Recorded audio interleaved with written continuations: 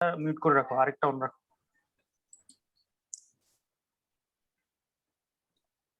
Yes sir. আচ্ছা, so প্রথমে আমি তোমাদেরকে লুপ দেখাতে যাচ্ছি, ঠিক আছে? So for loop, while loop, do while loop, তিন ধরনের লুপ তোমরা পাবা। সো প্রথমে ফর লুপ তোমাদেরকে দেখাবো। সো তার জন্য প্রজেক্ট ক্রিয়েট করে নেই। অলরেডি এটা একটা আছে প্রজেক্ট আমার কম্পিউটারে করা, সো আমি ডিফারেন্ট নেমে করতেছি। ওকে, সো প্রথমে তোমরা জানো যে ভেরিয়েবল ডিক্লেয়ার করতে হবে। আর লুপ কি জন্য ব্যবহার করা হয়? তোমরা যদি সেম কাজ বারবার ধরে করতে চাও সেক্ষেত্রে তোমরা লুপ ব্যবহার করতে পারো। বারবার লেখার দরকার নাই কোড, একটা লুপ যখন তোমরা চালাবা তখন ওই যে একই কাজ বারবার করে ফেলবে, সে আউটপুটে শো করে দিবে। সেজন্যই তোমরা মূলত লুপ ব্যবহার করো আর কি। সো লুপ তিন ধরনের, একটা for loop, while loop, do while loop. So প্রথমে আমি ফর লুপ কিভাবে কাজ করে বা হচ্ছে কিভাবে লিখে সেটা তোমাদের সামনে প্রেজেন্ট করতেছি। ফর লুপের সিনট্যাক্সটা হচ্ছে তোমাদেরকে ফর লিখতে হবে, দেন হচ্ছে ফার্স্ট ব্র্যাকেট দিতে হবে, এটার ভেতরে প্রথমে কি দিতে হবে, এটা ভেরিয়েবল দিতে হবে, আমি আই দিচ্ছি। তারপর এটাকে সেমিকোলন দিয়ে শেষ করে আবার এটা রেঞ্জ দিতে হবে, মানে তুমি কতটুক পর্যন্ত তোমার এই লুপটা চলবে। সো আমি যদি আনুমানিক একটা দিয়ে দিই, আই লেস দেন দিলাম হচ্ছে 10, মানে 10 পেলে সে কি করবে, অফ করে দিবে, 9 পর্যন্ত চলবে। তারপর সেমিকোলন দিয়ে আবার এটাকে শেষ করতে হবে, এরপর আবার ইনক্রিমেন্ট করতে হবে তোমাকে, মানে হচ্ছে ওই যে লুপটা যে 10 এর 9 পর্যন্ত চলবে, সো বারবার তো তোমাকে ইনক্রিমেন্ট করতে হবে, মানে 1 2 3 4 5 6 করে। সে কারণে তোমাকে কি করতে হবে, শেষে একটা ইনক্রিমেন্টের জন্য আই প্লাস প্লাস এটা এটা দিয়ে দিতে হবে। এখন আমরা এখানে দেখো মাঝখানে রেঞ্জ দিয়েছি, আই কতটুক পর্যন্ত চলবে, 9 পর্যন্ত চলবে, মানে লেস দেন 10। 10 পেলে তো সে কি করবে, অফ হয়ে যাবে। সো 9 পর্যন্ত সে চলবে। সো আই তো স্টার্ট করতে হবে কোনো না কোনো একটা জায়গা থেকে, তাই না? তো সেই ক্ষেত্রে তোমরা যেটা করতে পারো, এখানে আই ইকুয়ালস টু তোমরা যেখান থেকে স্টার্ট করতে চাও দিয়ে দিতে পারো। সো আমি 0 থেকে স্টার্ট করলাম, সেটা দিয়ে দিলাম। সো এখন দেখো আমরা আই নিলাম কিন্তু আই ডিক্লেয়ার করলাম না, তাহলে তো হবে না। সো আমাদেরকে আই প্রথমে কি করতে হবে, ডিক্লেয়ার করে নিতে হবে। সো আমাদের আই ডিক্লেয়ার হয়ে গেছে। সো এখন যেটা করতে পারি, এখন আমরা কাজ করতে পারি, ঠিক আছে? কারণ আমরা আই কে ডিক্লেয়ার করে নিছি, ডিক্লেয়ার করে না নিলে আসলে তোমার আই কখনোই কাজ করবে না। সো আমরা এখন কি করব, আমরা আইটাকে প্রিন্ট করব, ঠিক আছে? সো আই হচ্ছে একটা তোমার ইন্টিজার টাইপের নাম্বার, সে কারণে আমরা %d আর নিউ লাইনে প্রত্যেকটা প্রিন্ট করব, সে কারণে /\n দিয়ে দিছি। আর আমরা আই ভ্যালুটা প্রিন্ট করব, সে কারণে কি কি দিলাম, আই দিয়ে দিলাম প্রিন্টএফ এর ভিতরে। সো আমাদের কিন্তু কাজ অলমোস্ট শেষ, দেখি রান হয় কিনা। ওকে, রান কিন্তু অলরেডি হয়ে গেছে। তোমরা আউটপুটে দেখো কত পর্যন্ত আসছে, একটু বলো তো। 9 পর্যন্ত স্যার। 9 কারণ পর্যন্ত। আমরা কন্ডিশন কি দিয়েছি, লেস দেন 10, তাই না? তার মানে 10 পেলে সে অফ হয়ে যাবে, তার মানে 9 পর্যন্ত আসবে, যেটা তোমাদেরকে আমি বলেছিলাম। সো 9 পর্যন্ত কিন্তু আমাদের চলে আসছে। আমি আই এর ভ্যালু কত দিয়েছিলাম, 0 0 0 থেকে স্যার। 0। সো সে কারণে সে 0 থেকে কন্ডিশন যতটুকু পর্যন্ত ফুলফিল করছে ততটুকু পর্যন্ত সে প্রিন্ট করে দেখাই দিছে। আর নিচে নিচে কেন করছে, কারণ আমি \n দিছি, বুঝতে পারছো? স্যার আই প্লাস প্লাসটা তাইলে কি? আই প্লাস প্লাসটা হচ্ছে, দেখো তোমরা এটা যদি কম্পাইলারে তুমি রান কিভাবে হয় সেটা যদি অনুধাবন করতে চাও, প্রথমে সে কি পাবে, আই এর ভ্যালু কত পাচ্ছে, 0। 0। তারপরে সে যাবে কোথায়, কন্ডিশনে, তার মানে জি স্যার। কন্ডিশনকে ফুলফিল করছে। Yes sir. এরপরে সে কি করবে, এটা প্রিন্ট করে দিবে, জি বুঝতে স্যার। পারছো? জি স্যার। প্রিন্ট করার পর তারপর সে আসবে কোথায়, এটাতে এসে সে আই এর ভ্যালু 0 থেকে তখন কোনটা করবে, 1 করবে। তারপর সে আবার দেখবে কন্ডিশন ফুলফিল আছে কিনা, আছে। জি স্যার। এবার বুঝছো আই প্লাস প্লাস কেন দেওয়া হয়েছে? স্যার মানে এক বাড়ার জন্য। তোমার এই যে আই এর এই যে ভ্যালুটা, এটা বাড়ানোর জন্য এখানে ইনক্রিমেন্ট করা হয়েছে আই প্লাস প্লাস দিয়ে। এটা কিছুই না, I equal to i plus 1, বুঝতে পারছো? এই যে এটাকে যদি তুমি এভাবে লিখো, I equal to i plus 1, তাহলেও হবে। দেখি আমরা রান করি, আউটপুট দেখতে পাচ্ছ তোমরা? জি স্যার। হ্যাঁ। সো এখন ক্লিয়ার হইছো? Yes sir. হ্যাঁ। সো এখানে এটা তোমরা যে কোনো ভাবে লিখতে পারো, i equal to i plus 1ও লিখতে পারো, বা হচ্ছে আই প্লাস প্লাসও লিখতে পারো, ঠিক আছে? এটাকে বলা হয় ইনক্রিমেন্ট, মানে তুমি যদি i এর ভ্যালুটা ইনক্রিমেন্ট করতে চাও তাহলে তোমাকে i প্লাস প্লাস দিতে হবে। আর এটাই হচ্ছে লুপের নিয়ম, লুপ লেখার নিয়ম। সো ফর লুপ তোমরা বুঝতে পারছো তো নাকি? আচ্ছা স্যার, এখন যদি আমাকে ডিক্রিজ করতে হয় তখন কি মাইনাস মাইনাস তাহলে? মাইনাস মাইনাস করতে করেও তুমি ডিক্রিজ করতে পারো, কিন্তু এখানে ওইটা আসতেছে না, ঠিক আছে? জি স্যার। তুমি তাহলে তোমাকে কি করতে হবে, এখানে এটা i এর ভ্যালু 10 থেকে তুমি স্টার্ট করতে পারো, আর এটাকে কি করে দিতে পারো, i মাইনাস মাইনাস করে দিতে পারো, তাহলে সে 9 থেকে কোথায় আসবে, 0 তে চলে আসবে। বুঝতে পারছো? বুঝছি স্যার। হ্যাঁ। সো এটা হচ্ছে কি ফর লুপের নিয়ম। সো ফর লুপে কারো কোনো কনফিউশন আছে কিনা আমাকে বলো। স্যার আবার বলবেন একটু। আচ্ছা, প্রথমে আমি বলি লুপ কি জন্য ব্যবহার করা হয়। এই যেমন তুমি 0 থেকে 9 পর্যন্ত কি করবা, প্রিন্ট করতে চাও, ঠিক আছে? সো তোমার কি 10টা বা 9টা লাইন লিখার দরকার আছে কোডে আলাদা আলাদা করে? তুমি 0 ইনপুট নিলা ইউজারের কাছ থেকে, প্রিন্ট করলা, আবার 1 নিলা ইউজারের কাছ থেকে, আবার প্রিন্ট করলা, এইভাবে 9টা বা 10টা লাইন লিখার দরকার আছে? না স্যার। দরকার নাই। সেই জন্য তুমি যদি মানে একই ধরনের কাজ বারবার করতে চাও, তুমি সিম্পল মানে ফর লুপটা লিখে দিলেই কিন্তু তুমি এই যে কয়টা লাইন এর কোড লেখা লাগছে দেখো, এই যে 9 পর্যন্ত প্রিন্ট করতে।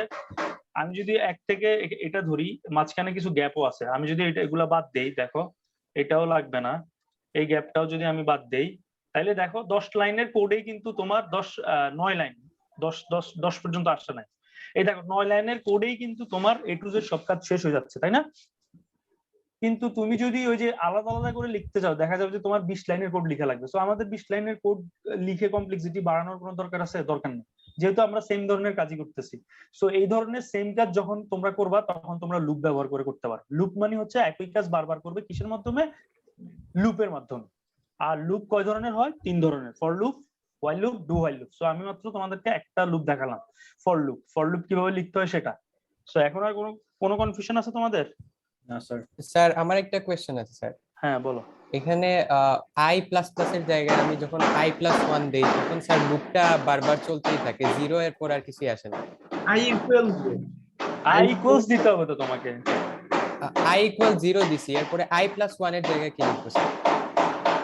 i প্লাস 1 কোথায় দেখতে? মানে i প্লাস প্লাস যেটা ওইখানে i প্লাস 1 যদি লিখতে চাই কিভাবে লিখবো? এখানে i equals to i plus 1 দিতে হবে তোমাকে। আচ্ছা স্যার, বুঝতে পারছো? জি হ্যাঁ, i প্লাস প্লাস মানে হচ্ছে i ইকুয়ালস i প্লাস 1। ওকে আর কারো কোনো কনফিউশন আছে? কনফিউশন না থাকলে আমরা পরেরটাতে চলে যাই। ওকে, সো এটা গেল আমাদের কি ফর লুপ। মানে আসলে 3 ধরনের লুপের কাজ সেমই, জাস্ট আমাদের সিনট্যাক্স মানে লেখার ধরনটা একটু ডিফারেন্ট, আর কিছুই না। সো এবার হচ্ছে হোয়াইল লুপ। হোয়াইল লুপ যদি তুমি দিতে চাও তাহলে তোমাকে কি করতে হবে?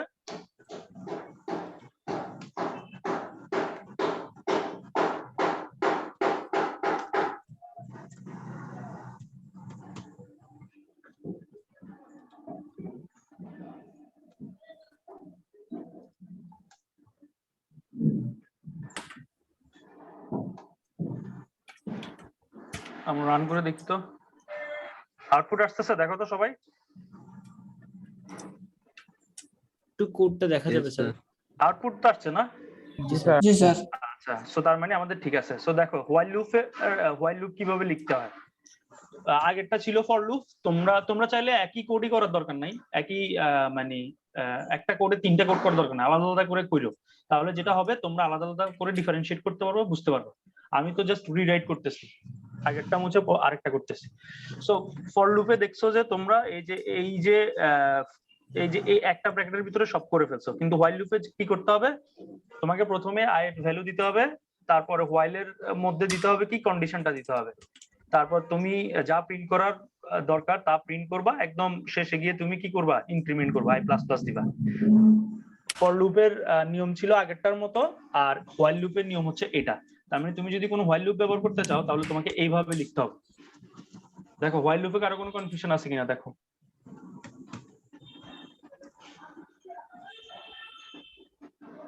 স্যার আমার ওই আগের কোশ্চেনটা স্যার, i প্লাস প্লাস তো ইনক্রিমেন্টের জন্য, আমাকে যদি ডিক্রিজ করতে হয় তখন কি করব? i মাইনাস মাইনাস দিয়ে দিবা।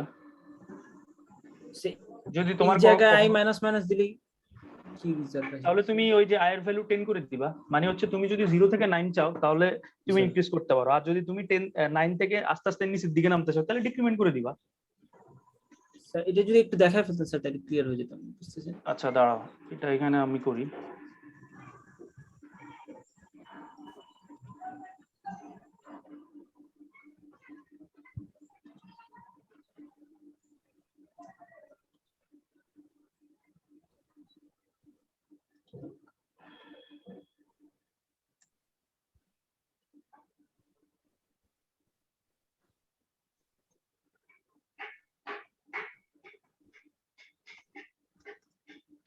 স্যার শূন্য হবে স্যার, শূন্য ওয়েট, স্যার, ওয়াইলের ভিতর শূন্য হবে স্যার। ওয়ালের ভিতরে শূন্য হবে মানে? স্যার 10 থেকে চালু হয়েছে না স্যার, আর হ্যাঁ। ওয়াইলটা ও, স্যার। i greater than 0 হবে না। আচ্ছা আচ্ছা, এটার কথা বলতেছো? জি স্যার, এটা জি স্যার। ওয়েট করি, আমি একটু দেখি কোনটা হয় সেটা দেখতে হবে। না, i যদি 10 হয় তাহলে i greater than 0 মেবি হবে sir. i greater than sir, i উল্টা উল্টা যখন- লেখেন। হ্যাঁ হ্যাঁ, এটা একটু চেঞ্জ করতে হবে, তারপরে হ্যাঁ এখন আসছে, দেখো তো। Yes sir. Okay, 10 9 8 7, okay okay. হ্যাঁ, মানে এভাবে করে তোমরা যাচাই বাছাই করে দেখতে হবে আর কি, মানে কোনটা দিলে কোন কাজ করতেছে। বাট মূল কনসেপ্টটা তোমাদের সবাইকে বুঝতে হবে। মূল কনসেপ্টটা যদি তুমি বুঝো, তুমি তোমার মতো করে ঘুরে পেঁচে যে কোনো ধরনের প্রবলেম সলভ করতে পারবা, কিন্তু তোমাকে সেন্টেক্সটা মনে রাখতে হবে। ফর লুপ কিভাবে কাজ করে, হোয়াইল লুপ কিভাবে কাজ করে, ডু হোয়াইল লুপ কিভাবে কাজ করে, বা আগে আগে যে তোমাদেরকে কিছু মানে টপিক দেখিয়েছিলাম ওই ওই বিষয়গুলো, এই বেসিক কনসেপ্টটা তুমি যখন ক্লিয়ার হয়ে যাবা, তুমি তোমার মতো করে যে কোনো ধরনের প্রবলেম সলভ করতে পারো। আচ্ছা, সো হোয়াইল লুপে যদি আমাদের কারো কোনো কনফিউশন না থাকে, চলো এবার আমরা চলে যাই ডু হোয়াইল লুপে। ঠিক আছে, সো ডু হোয়াইল লুপটা কিভাবে লিখতে হয়?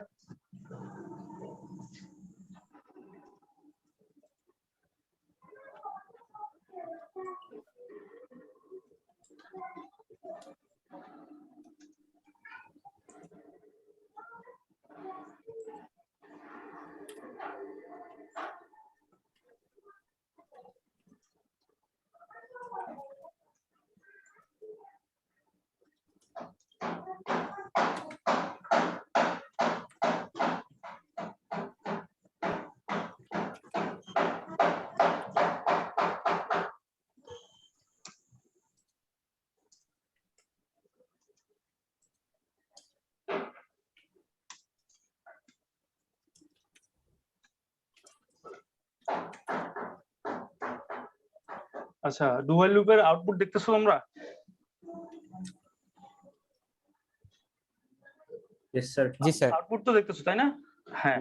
সো 0 থেকে 9 পর্যন্ত তোমাকে আউটপুট শো করলো, ঠিক আছে। সো এটা ডু হোয়াইল লুপের সিনট্যাক্সটা কেমন, এই যে এমন। প্রথমে তোমাকে আইটা ডিক্লেয়ার করে নিতে হবে ভ্যালু সহকারে। তুমি চাইলে ভ্যালু পরে ডিক্লেয়ার করতে পারো, শুধু আই আগে ডিক্লেয়ার করে নিতে পারো। এরপরে ডু দিবা, এরপরে তোমার প্রিন্ট দিতে হবে, ইনক্রিমেন্ট করতে হবে, সেকেন্ড ব্র্যাকেট শেষে তোমাকে হোয়াইলটা লিখতে হবে, দেন সেমিকোলন দিয়ে শেষ করে রিটার্ন 0 করে তোমাকে ব্র্যাকেট ক্লোজ করে দিতে হবে। এটা হচ্ছে তোমার ডু হোয়াইল লুপ। তো ফর লুপ এক লাইনে লিখে হোয়াইল লুপ কিভাবে আগেরটাই দেখলা, আর ডু হোয়াইল লুপ কিভাবে লিখে সেটা এখন দেখতেছো। এই হচ্ছে তোমার মোটামুটি 3 ধরনের লুপ। আর লুপকে কি জন্য আমরা ব্যবহার করি, কারণ সেম ধরনের কাজ বারবার যদি আমরা করতে চাই সেক্ষেত্রে আমরা লুপ ব্যবহার করি। সো আমাদেরকে আর বারবার কষ্ট করে আলাদা আলাদা করে কোড লিখতে হয় না। তো এই হচ্ছে মোটামুটি আমাদের লুপের কাজকর্ম। সো চলো এবার আমরা ফাংশনে চলে যাই। আচ্ছা, লুপ নিয়ে কি আর কারো কোনো কনফিউশন আছে?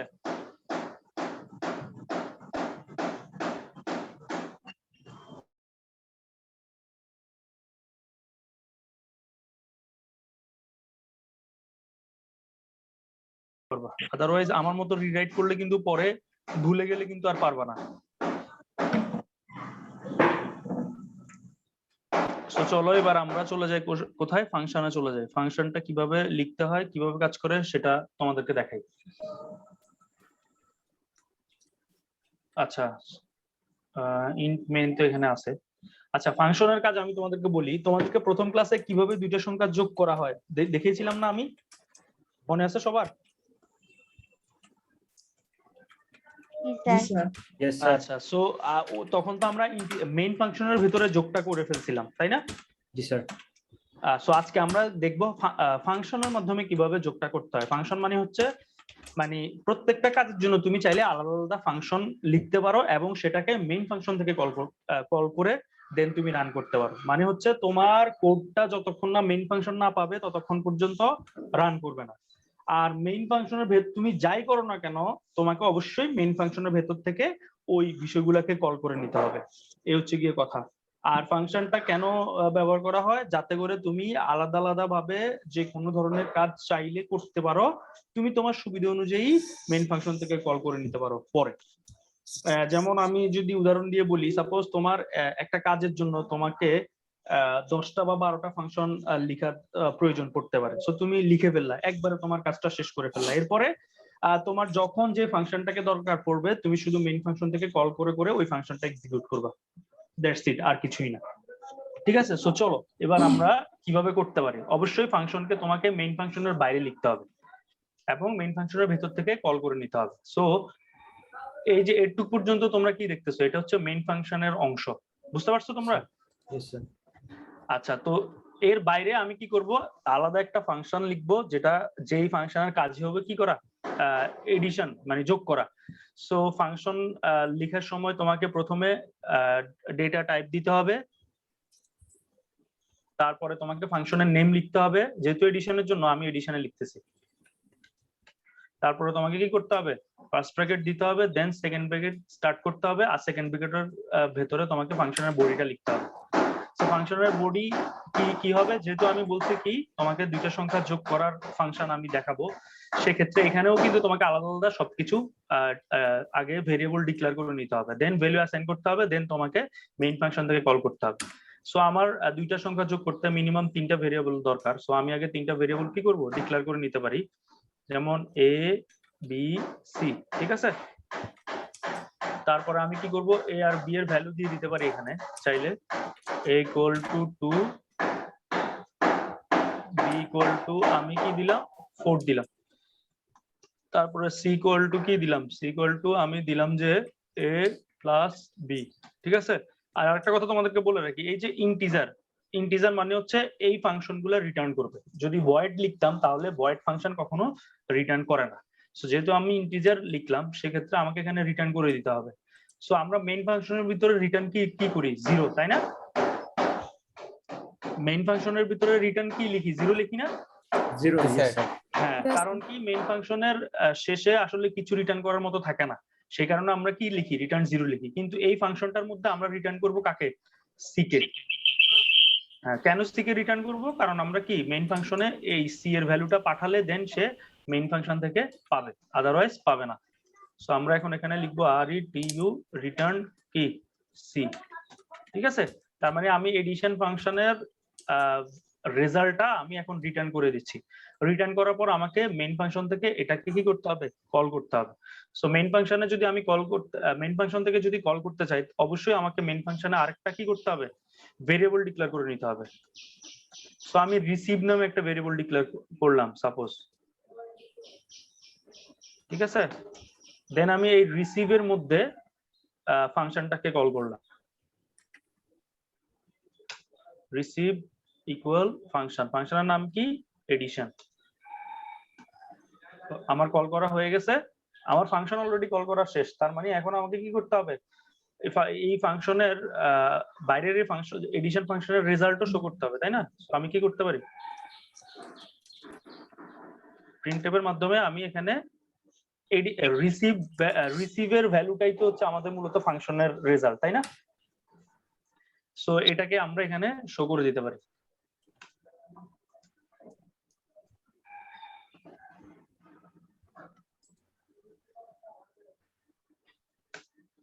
আলটিমেটলি আমাদের কি কাজ শেষ। এবার আমরা দেখি তো 6 আসে কিনা রেজাল্ট। আচ্ছা, কোনো একটা জায়গায় গড়মিল হচ্ছে।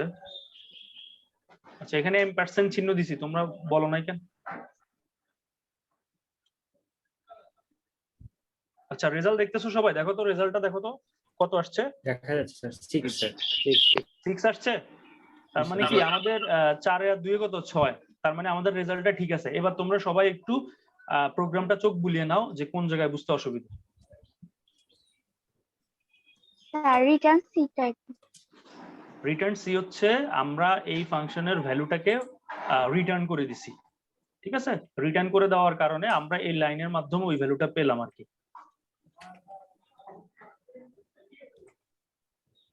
আর এটা যেহেতু ইন্টিজার টাইপের, সেক্ষেত্রে তোমাকে রিটার্ন করতেই হবে।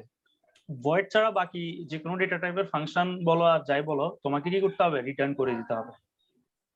মানে ভয়েড ফাংশনই একমাত্র যেটা কিনা কোনো কিছু রিটার্ন করে না, বুঝতে পারছো? আর ভয়েড ছাড়া তুমি বাকিগুলা যদি ফ্লোটও ব্যবহার করতে তাহলেও তোমাকে কিছু একটা রিটার্ন করতে হতো। তো মেইন ফাংশনে আমরা এই যে ইন্টিজার লিখলে এখানে দেখো রিটার্ন 0 দিয়ে দিতে হবে।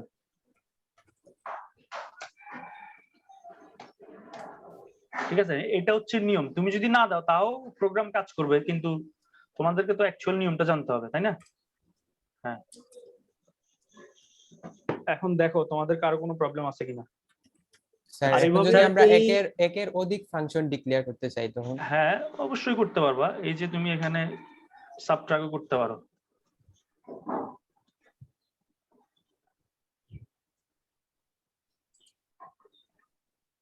ঠিক আছে,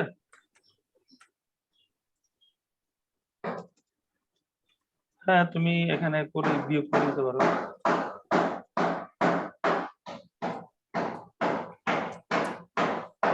বিয়োগ বিয়োগ বিয়োগ বিয়োগ। স্যার এই ফাংশনের ক্ষেত্রে একই ভেরিয়েবল নিতে পারবো? হ্যাঁ দিতে পারবা। ও আরেকটা কথা বলে রাখি, প্রত্যেকটা ফাংশনের ভেতরে যে ভেরিয়েবল গুলো ডিক্লেয়ার করবো এগুলো শুধু ওই ফাংশনের ভেরিয়েবল, ঠিক আছে? মানে ওই ফাংশনের লোকাল ভেরিয়েবল, বুঝতে পারছো? জি স্যার। হ্যাঁ, এগুলো আলাদা আলাদা ভেরিয়েবল। স্যার এইভাবে করার বেনিফিটটা কোথায় স্যার? ওই যে তোমাকে বললাম, মানে তুমি চাইলে তোমার আলাদা আলাদা কাজের পারপাসে তুমি তোমার যতগুলো ফাংশন দরকার অতগুলো লিখে নিতে পারো, ঠিক আছে? এরপরে যার যেটা দরকার সে শুধু সেটাকে কল করবে। যেমন তুমি যখন সফটওয়্যার ফার্মে কাজ করবা, সফটওয়্যার ফার্মে কি শুধু সফটওয়্যার ইঞ্জিনিয়ার একজন থাকে? না স্যার। অনেকজন থাকে না? জি স্যার।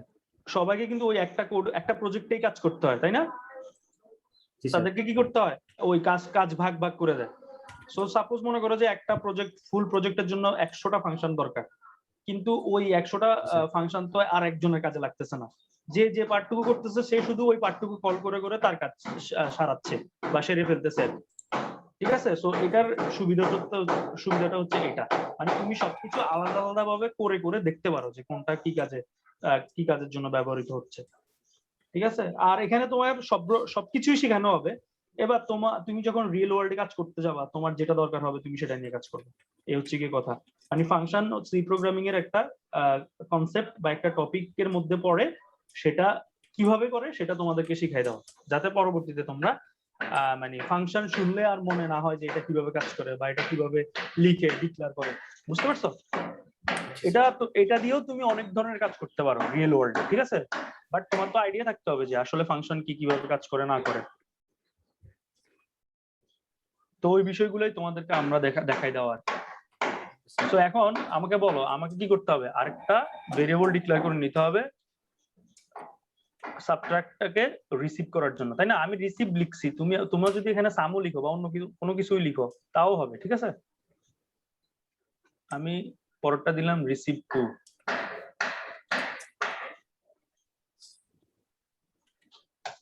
এটার মধ্যে আমি কোনটাকে কল করে দিব?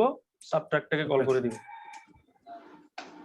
ঠিক আছে? এরপরে তুমি আবার কি করে দিতে হবে? প্রিন্ট করে দিতে হবে।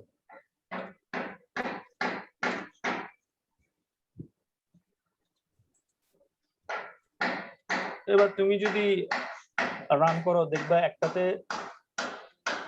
আউটপুট দেখতে পাচ্ছ, একটাতে 6 আসছে, আরেকটাতে কত আসছে? 2 আসছে।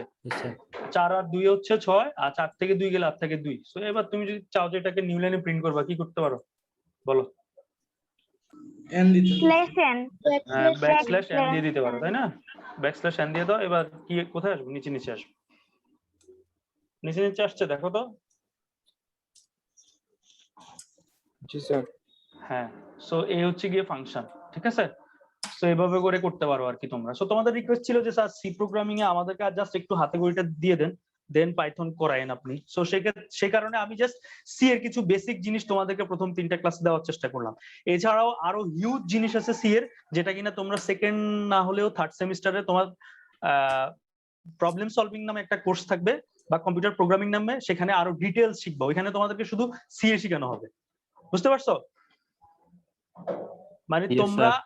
আরেকটা সেমিস্টারে ফুল একটা কোর্স পাবা সি প্রোগ্রামিং এর উপর। সো এত ঘাবড়ানোর কিছু নাই, আমি জাস্ট তোমাদেরকে হাতে খড়িটা দিয়ে দিলাম যাতে তোমাদের পাইথন বুঝতে সুবিধা হয়। সো আজকে মানে এই ক্লাস পর্যন্তই সি শেষ। আমি নেক্সট ক্লাস থেকে বা নেক্সট ল্যাব থেকে আমি পুরো দমে হচ্ছে পাইথন নিয়ে পড়াশোনা স্টার্ট করাবো তোমাদেরকে। সো আশা করি তোমাদের এখন পর্যন্ত যা দেখাইছি মোটামুটি ভালো লাগছে, মোটামুটি আন্ডারস্ট্যান্ডিংটাও তোমাদের একটু ক্লিয়ার হয়েছে আর কি।